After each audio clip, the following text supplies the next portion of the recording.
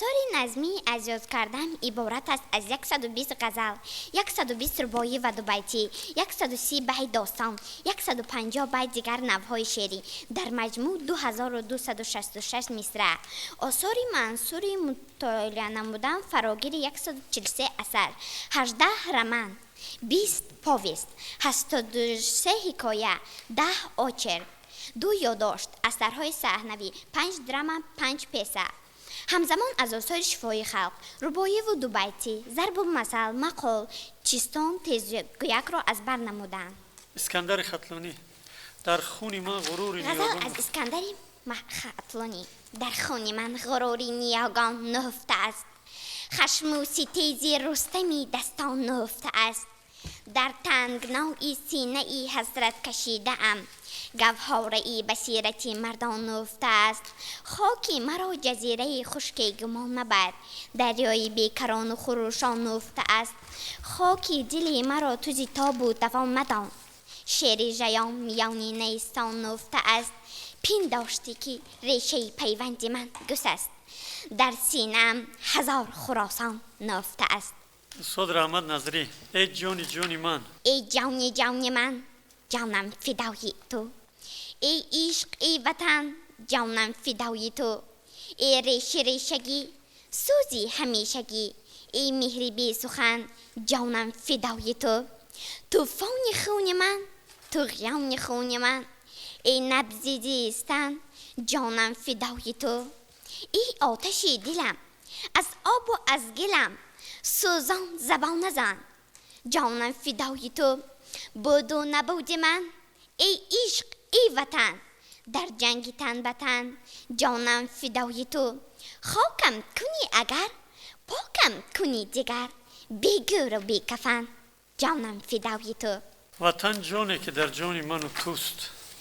غزل از کمال نصرالله. وطن جانی که در جان من و توست، وطن نانی که در خانی من و توست. وطن آینه ای آبی زلال است، وطن پاکی وجدانی من و توست.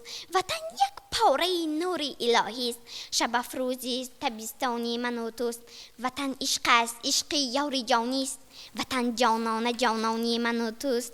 وطن پیوسته پیکی راد مردی است، به پا ایستاده پیمانی من و توست. دلی او در دل ما میزند دل، وطن در خون شریانی من و توست. وطن گفتن کم است، ای جان وطن باش، وطن در شانه و شانی من و توست. تنهایی کمال نصرالله. ترمه برگ خزان تنهایی، انتظاری سر جان تنهایی. آذرخش به سرم جولان زد، بازگردید نهان تنهایی. باری عالم به سرم چیزی نیست، در دلم باری گران تنهایی.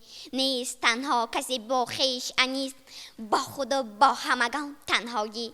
با من و توست خدا تنها نیست، با خدا نیست عیان تنهایی. زی چشمی که هرگز نم نگیرد.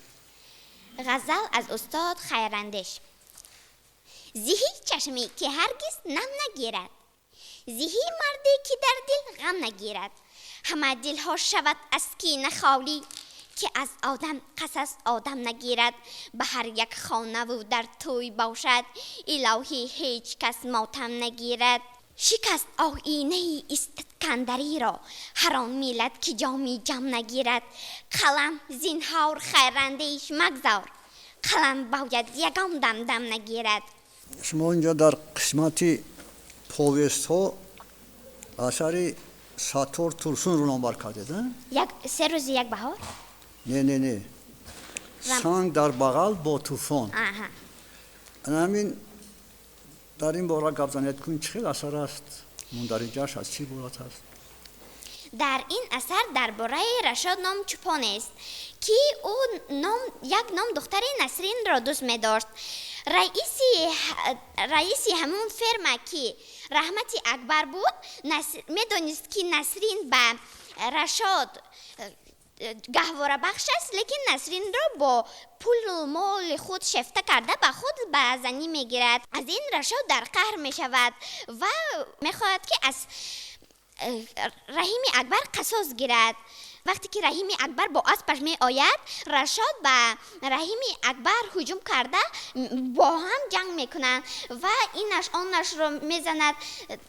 در نتیجه رشاد رحیم اکبر رو میکشد و وقتی که میخواهد که رفته نصرین را که او با پول و مال رحیم اکبر شفته شده او را پرتافته به دیگر رحیم اکبر نامزد شد رفته میخواد او را هم نامزد او را هم کشد لیکن اسب رحیم اکبر او را با پوچش بلغت زده دویده به سوی دیه میرود و رشاد هم میمیره در همانجا. همون وفات میکنه. سبب اساسی امی زیدیت این دو قادم چی بود؟ سبب اساسی اینها این نسرین بود چون که نسرین را رشاد از کودکیش دوست می داشت و آنها هر دویشان رو با هم دوست می داشتن و حتی با هم گهواره بخش بودن و در وقت کلان می شدن باید با هم زن و شوهر می شدن لیکن رحیم اکبر که این را می دانست از رشاد قصد گرفتن می خواست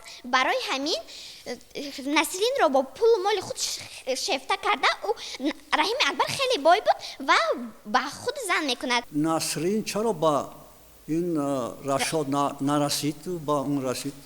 چون که رحیم اکبر خیلی بدولت بود او مال و پول بسیار داشت و با این مال و پول خود نسرین رو شفته میکند و نسرین با پول و مال شفته شده بر رحیم اکبر رازیگی میدهد که همسر رحیم اکبر شود و همسر رحیم اکبر میشود. باز از سطور توسون چی خوندید باز دیگه؟ باز 3 روز یک بهار ابرازهای این همین رمان را یک نوبر کنید کن. عثمان انور مادری انور سارا خاله مادری خواهری انور صباحت عثمان عزیز باسمچی دادری عثمان عزیز سلیمان خواهری عثمان عزیز آراسته. درباره عثمان عزیز چی میدونید؟ عثمان عزیز هم آدمی بدولت بود او انور در خانه عثمان عزیز مثل خدمتگار کار میکرد. وقتی که پدری انور شیر ملیک میمیرد انور هم در خانه عثمان عزیز خدمتگار میشود. با عثمان عزیز اولها خیلی دل میبندد تا آن وقتی که انقلاب میشود. وقتی که انقلاب میشود انور دیگر عثمان عزیز رو بد میبیند چون که او با او بولشویک ها بسیار چیزها رو یاد داده بودن برای همین از خدمتگاری عثمان عزیز دست میکشد و حتی با عثمان عزیز جنگ میکنند. همین پرسناژهای اساسی اودینا کیا؟ ابرازهای اساسی بیبی اودینا بیبی اویشه خوش دختر خاله اودینا گل بیبی ارباب کمال ارباب دیه ایباد پسری ارباب کمال گلاندام دوست داشته ایباد شریف سنگین. همین سببی از خانه ارباب کمال گریختن اودینا در چی بود؟ چون که ارباب کمال خیلی با اودینا ظلم میکرد. اگر از یکم جایی که خفه شده باشد یا که از یکم جایی که او را غضبی شده باشد همه کینه‌اش رو بر سر اودینا بیچاره خالی میکرد. اودینا رو روزی خوش نمیداد و از همین سبب روزی که بیبی عایشه به اودینا میگفت که تو 2 سال در خانه ارباب کمال کار کردی اکنون وقتی زنگیریت شد. رفته از ارباب کمال گفت که تو باید الان زنگیری. این گپ رو اودینا به ارباب کمال میگفت. ارباب کمال در خشم شده میگوید که تو از من 20 تنگه قرض داری این پول رو تو تا مردنت رو هم ادا کردن نمیتوانی و اودینا میفهمد که از دست ارباب کمال خلاص شدن در ممکنه. همین آینده زندگی گل بیبی با چی می انجامد؟ وقتی که بیبی عایشه میمیرد گل بیبی رو ارباب کمال به پسر خود ایباد به همسری میدهد.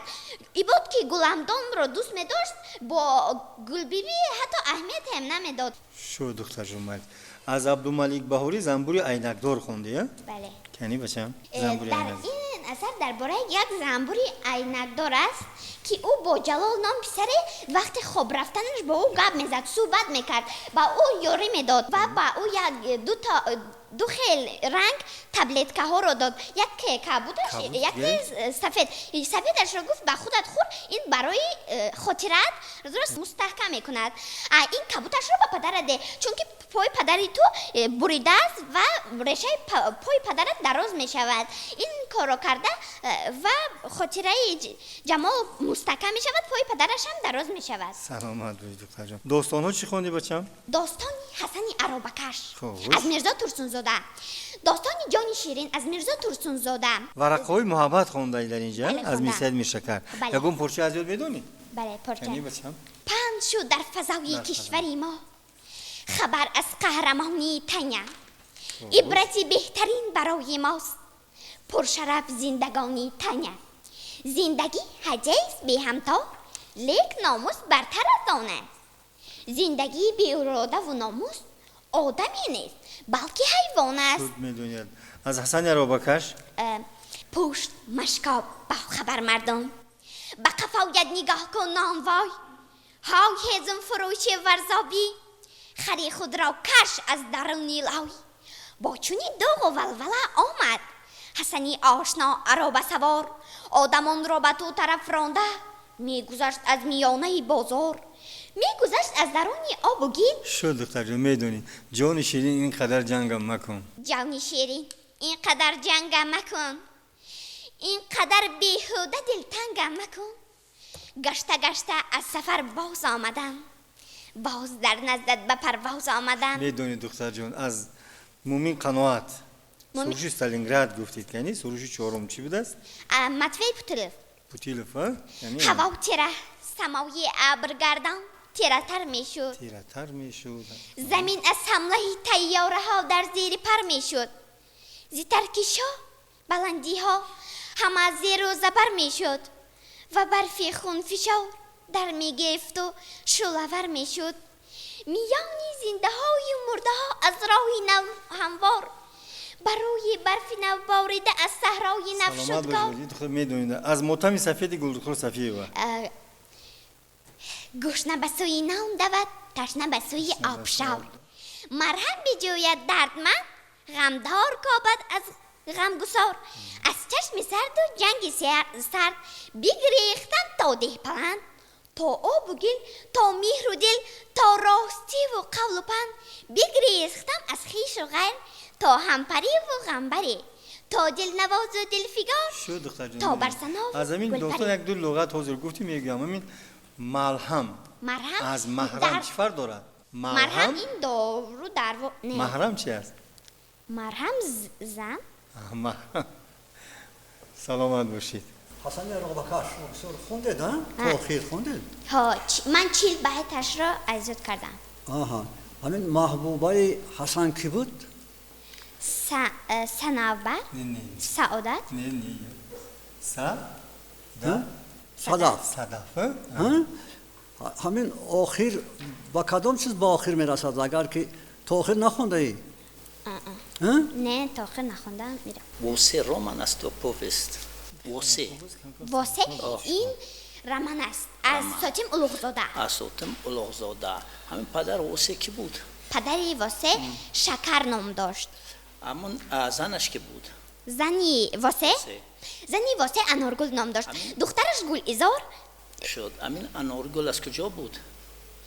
از دندغره. نه همین برای انارگل همون اولی کی همون واسه رفت همون خیش تبار پدر و مادر روزه بودن برای دادن به همون واسه بعد دادن با واسه مادر. نه انارگل کی بود؟ انارگل همسری واسه بود. همه مادرش کی بود؟ مادر اوگای داشت نامش نامده است. ها؟ مادر اوگای داشت. نامش هست. خب امین وای در خونه اونو یک وای آشناش زندگی میکرد. انامون میخواستن که همون پدرش میخواست که همون دختر رو بخو دهد. همون کی بود نامش؟ او زیاد زندگی میکرد در خونه اونو. وقتی که با دوستش وقتی که با سفر میبرامد همون واسه نظیر نه دوست وای در همون خونه زندگی میکرد. رضا نه گفتی این پسر خواندش می شود جزا. من شغل واسه چی بود؟ شغلی واسه این جواز کشی بود. واسه خودش یک مرد پهلوان جوسه بود. او خودش جواز کشی رو می توانست. شاد رحمت تشکر. والا امن واسه در آخر غلبه میکند یا نه؟ نه او غلبه نمی کند. چرا نمیکرد؟ چون که آدم های او به هر طرف می روند. یک خیل آدم های او می روند و از او جدا می شوند. شد امن واسه با دوستش نظیر بودونه. نازیم هم نظیر رو چخل آزاد میکرد. اول به خانه کی رفت؟ یک داملا نامش که بود؟ ملا سفر. ملا سفر ها ملا سفر. خب در همانجا زندگی میکرد. پوستی جوگی. بله جو اساربان خوندن. دخترچه نامش نورجان است. بله نورجان در کجا زندگی میکرد؟ آخر به کجا برمیگردد اما نورجان؟ نورجان به دهه خودش که در آنجا تولد شده است به همانجا برمیگردد. برم جا یک جوگی زن با نام چینی است. بله این چینی نورجان رو میدوزد. امین یک اثر با نام خدا زن. این خدا زن ها. خدا زن ها. این خیلی اثر است. این اثر صحنوی است. این اثر صحنوی است. همین چرا اثر صحنوی نام گرفته است؟ چون که این اثر صحنوی رو به صحنه میگذارند و تماشابین ها تماشا میکنند. در نقش اساسی کی است در همین اثر؟ رابعه اساسا در نقش اساسی است. مادرش او را میخواست که به شوهر بعد از صنف نهمی به شوهر دهد، لیکن او خیلی آرزوی خواندن داشت. پدرش که معلم بود میخواست که دخترش را هم خوانند و به کالج طبی میگذارد. خوب شد. این اثر نقش منفی هم دارد. نقش منفی دارد. کنی؟ مادرش؟ درباره واسه بسیار خوب گپ زدید. همین غیر از عائله‌اش، زنش و دخترش باز یک کسی دیگر خواهرش بود. فاطمه نام خواهرش فاطمه بود. خانم فاطمه چی نقش دارد در آنجا؟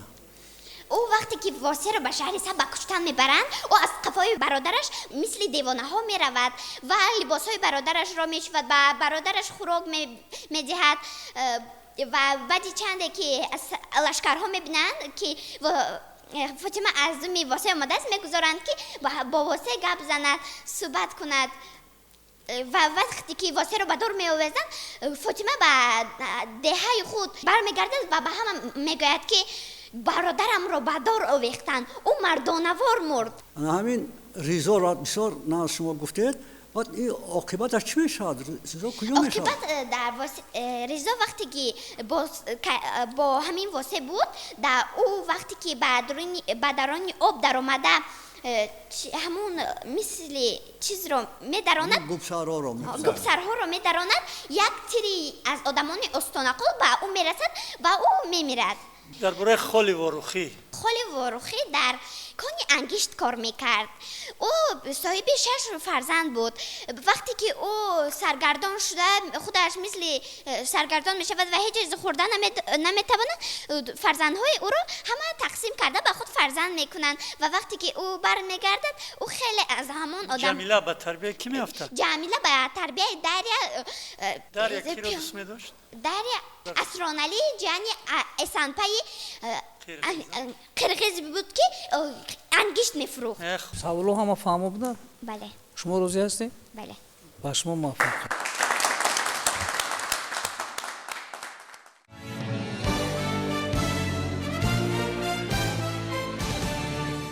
غزل صدرالدین عینی سحرگاهان که بلبل در نوا شد، گل از شادی شکفت و غنچه شد. شما ای بلبلانی باغ مکتب، سحرگاهان نباید خفت هر شب. شما هم در نوا آید باید، که تا از باغ مانی گل کشاید. سحرگاهان گلستانی دبستان، تراوت بخش از چون گلستان. چرا از این گلستان گل نچینیم، چرا در کنج بیکاری نشینیم. چه خوش گفته است یک دانای اسرار، به گفتاری خوشی گوش می‌دار. ز بیکاران خدا بیزار باشد، به اهل کار ایزید یار باشد. بیایید بیایید ای رفیقان درس خوانیم، به بیکاری و نادانی نمانیم. به عالم هر کس بیکار گردد، به چشم اهل عالم خار گردد.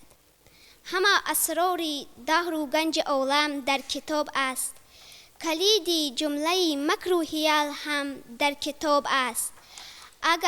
اگر خواهی شوی دانا توانا چون بزرگان، کتاب خوانو کتاب خوانو کتاب خوانو کتاب خوان. سلامت باش دختر جان. محمد غوی بزم گل در چمن نوروز است. بزم گل در چمن نوروز است، سفتی غلغل فکنی نوروز است.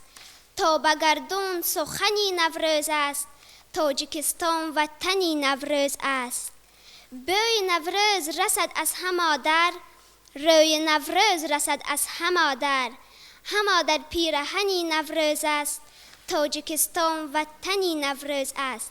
نام نسب و نوروز نسب است، اسمی هر بختلبی نوروز است. فصل ارمان شکنی نوروز است، تاجیکستان وطنی نوروز است. سبزگون شد پشت و صحرای وطن، سبز شد همه جای وطن. سبز جان در بدنی نوروز است، تاجیکستان وطنی نوروز است. به مرادش گرچه همه دل داده رسند، به همه بختی خدا داده رسند. همه جا انجمنی نوروز است، تاجیکستان وطنی نوروز است. استاد میرزا ترسونزاده، از کوی بلند است روان آب دوشنبه. از کوه بلند است روان آب دوشنبه، تر کرده لبی تشنه لبان آب دوشنبه. هرچند که جاری است بسد هرز و زمان هاست، با یاد وطن مانده جوان آب دوشنبه. پرچه یاد کرده. هر کی دارد در جهان گم کرده. شعری لایق شیرالی زبان گم کرده. هر کی دارد در جهان گم کرده، در زمین و در زمان گم کرده. این نشان گم کرده و دیگر، خیشتن را به نشان گم کرده. این یک بختی جوان گم کرده است، دیگر گنجی روان گم کرده است. این یک گر نیمی نان گم کرده است، دیگر بختی جوان گم کرده است. این یک گم کرده گر مالی پدر، دیگر پندی پدر گم کرده است. این زبانی همدلی گم کرده است، آن زبانی مادری گم کرده است. از تمام این و آن گم کردگان، زیشتر نیست در روی جهان. زان که گم کرده زبانی مادری، حرف گوید با تو با چندین زبان. باک نه گر داوری گم کرده است، یا امیدی سروری گم کرده است. زهر بادا شیر مادر بر کسی، که زبانی مادری گم کرده است. ز عشق وطن جوش دارد دلم. شعر حبیب یوسفی. ز عشق وطن جوش دارد دلم، به حرفی وطن گوش دارد دلم. وطن را بنازم مرا در کنار، چو مادر گرفت و نمود بختیار. وطن جانی من هم جهانی من است، وطن باغ هم بستانی من است. اورون کوزاد، از اورون کوزاد چی خوندید؟ از اورون کوزاد اینجا نوشته میرالی و میرولی. مرحمت داریم برای یکون صحبت میکنیم. میرالی و میرولی در یک خانه زندگی کردند. آنها در یک گهواره خوابیدند. یک روز مادر میرالی به میرولی شیر داد و مادر میرولی به میرالی شیر داد. روز یک بچه مادرش به وی گفت که آنها در یک خانه به دنیا آمدند. یعنی این دو کس از یکدیگر فرق میکردن، نه؟ یکی با آداب بود، با آداب، با عقل، ابراز مثبت، و دیگری چی؟ دیگری به عقل بود. تعذیب و سیبیان. از تعذیب و سیبیان من سحرگاهان دیدی برای هم عتاب کردی، غزل خوندم. یعنی از این شعر از یاد کردین شما؟ ای مانده قدم برای مکتب، عالی است مقام و جاه مکتب. مکتب سببی حیات باشد، مکتب سببی نجات باشد. مکتب به تو عقل و هوش بخشد، مکتب به تو شهد و نوش بخشد. برخیز و بگذار خواب خود را، برگیر به کف کتاب خود را. رفت از همه پیشتر به مکتب، شفق از تو را به مکتب. سعی بنما و علم و آداب، بیشتر ز شریکی خویش دریاب. تا در دو جهان عزیز باشی، با دانش و با تمیز باشی. خب من کمتر نادرستر خواندیدم مصرع اللهی در آن. یعنی در تهذیب و بیان بعضا شعرها آوردگی است که شما گفتید. باز چی آوردگی است در اینجا؟ فقط شما شعرها را از یاد کردید تمام اینجا میخیل. خب اینجا ابرازهای دیگر هست، مثلا بچه‌های بسیار خانواده نمونوی هست، مثلا خانواده محمد یوسف، پسرشون محمد فرید. مکتوب نویسی میکنن که مثلا از در بخارا میخواند محمد فرید، وقتی تعطیل میشود با خانه‌شون نمیاد، میگه من در کتاب میخوانم، درس هایم را تیار میکنم. محمد فرید نام دارد و مادرش مکتوب مینویسد. انا همین نورم خواندن در کار بود، فقط اون شعرها را نه. خوب لطفیه بانو و دختر جان، سوالایی که استاد به شما دادن فهمو بود نه؟ قبول. مارش به شما موفقیت بروری کن.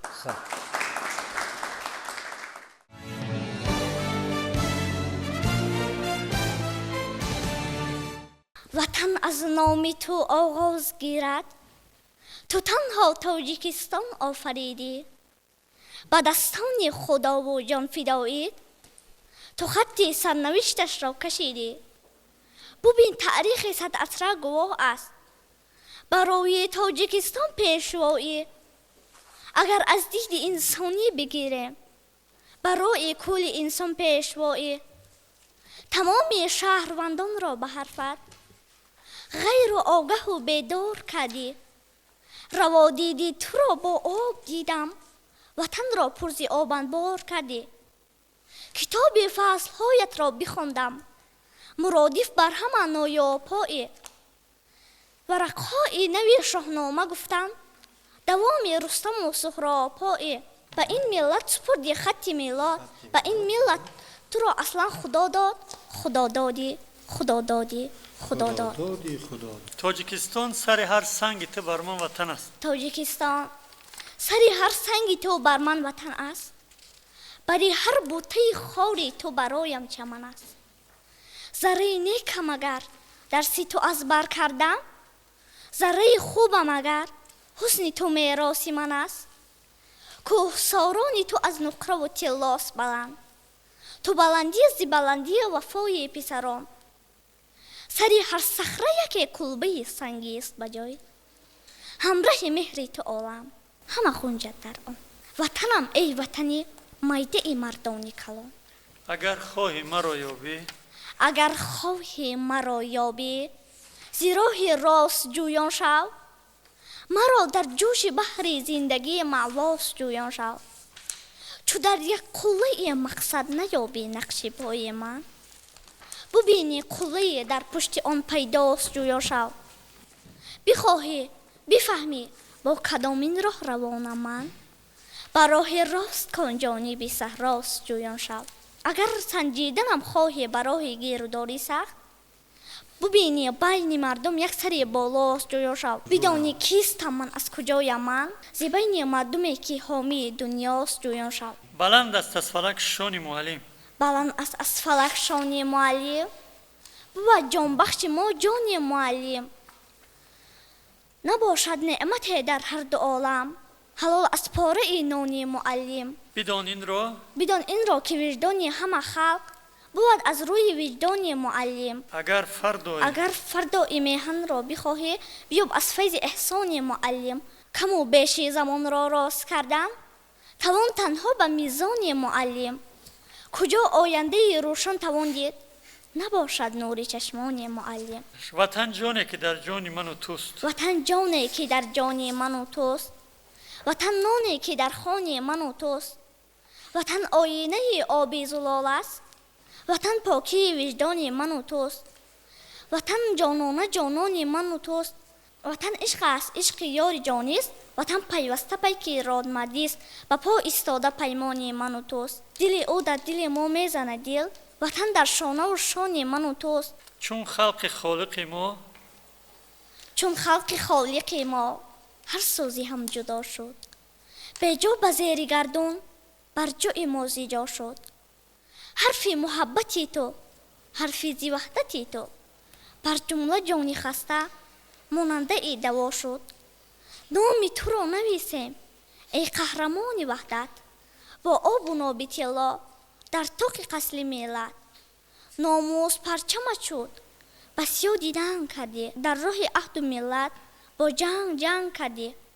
صدها گره کشادی پیوسته قلب ها را.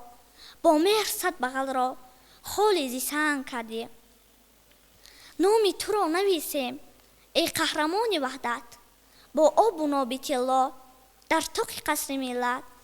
بهار آمد زی عمرم باز یک سال دیگر بگذشت. بهار آمد زی عمرم باز یک سال دیگر بگذشت. تمام زندگی آهسته از پیش نظر بگذشت. به مثل گوشت و ناخون همیشه با وطن بودم. اگرچه نصف عمری بهترینم در سفر بگذشت. وطن در هر کجا آمد به گوش فارم صدای تو. من از آن سوی اقیانوس بشنیدم صدای تو. معنی کلمه فورم چی است؟ فورم راحت. عمری آدم گاه جمع و گه پریشان بگذرد. عمری آدم گاه جمع و گه پریشان بگذرد. زندگانی گاه مشکل گاه آسان بگذرد. پس چرا باید کشیدن منتی هر کاسه است؟ روز اگر با کاسه آب و لب نان بگذرد.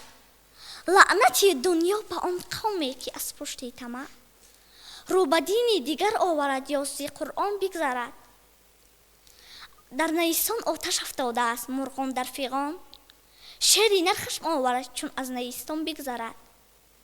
جان عزیز است ای برادر در تراش روزگار. در سر ناموس مردانی که از جان بگذرد. خیرنده شو مشو در فکری دیگر.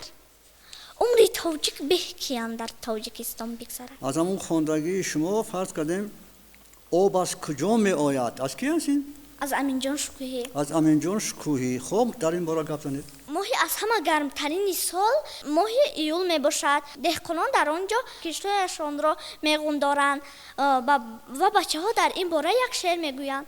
در ماه اسد آلو میپزد میچینیم از آن ما سبد.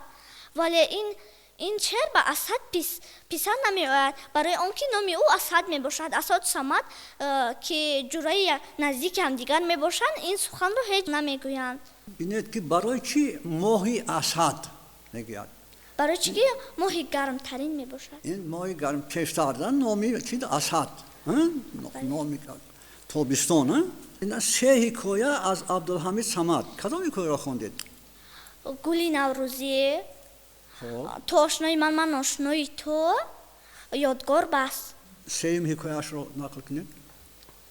من یک عمک دارم. او فکر میکنی او همون راهبری ورزش میباشد ولی این طور نیست.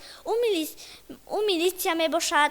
رفیقش میرود به همون شهر دوشنبه که حالا در آنجا آبادی نبود میآید. به کوهستان نمیرود. در آنجا اون میلیسیا میشود. یگام دوست را یا یگام راهزن را میگرفت. گوشش را سخت میتابید. وقتی که دیگر آن راهزن یا آن دوست عمک ما رو میدیدن دیگر به درون یگام جا پنهان میشدن. سری وطن همین از دود کردی؟ بله. کنی آغازش کو؟ پدر میزد نشستن نزدی فرزند و رقص در این کتابی حکمت و پند. شد. شرف چیزی تجاوز ناپذیر است. شرف چیزی تجاوز ناپذیر است. هر آن کس که شرف دارد کبیر است. مقدس داشت هر کس که شرف را نبیند جبر ظلم ناخلف را. شد. چرا نامی تو قادر پهلوان شد؟ چرا نامی تو قادر پهلوان شد؟ به مهنت چون که زوری تو عیان شد. اونجا احمدی دیوبند گفتی خوندی از استاد عینی؟ همین احمد کی بود؟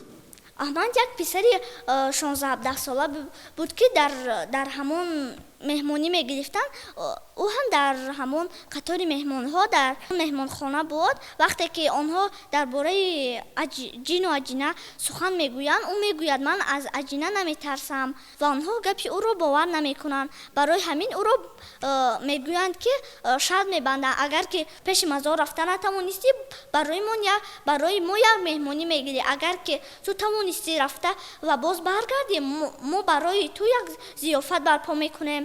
Сагашо як кордро гирифта ба ҳамон мазор рафта, як шохи ҳамон дарахтро бурида, кордро дар ҳамон ҷо мепартояд ва ба пеши онҳо меояд. барои чӣ мепартояд акнун? Барои он ки исбот кунад ки ӯ дар ҳамон ҷо буд. дар ҳамон ҷо буд. Саломат бӯй духтарҷон. Асар ба номи ятим мондааст. Ятим кӣ буд? Ятим як писаре ки дар вақти кӯдакиаш падари ӯро мекушанд. Номи асосии ҳамин ятим номаш Шодӣ ятим буд. буд? Чӣ буд? Номаш чӣ буд? Шодӣ. Шодӣ буд. маънои башар Башар одами бисёр. чаро одам бисёр. хоб муродиф неҳмат. Неъмат. хоб пайк. اینو قرائت کردید از همون قرائت کردگی خودت من میپرسم. خب شرف شرف همون آدمانی که شرف داشته باشن. چی هست همین شرف چی هست؟ شرف خب شد استاد. карашмабону саволое ки устодо ба шумо доданд ҳамаш фаҳмо буд? البته шумо розӣ ҳастед? بله. манш набоша ба шумо муваффақият барори кор.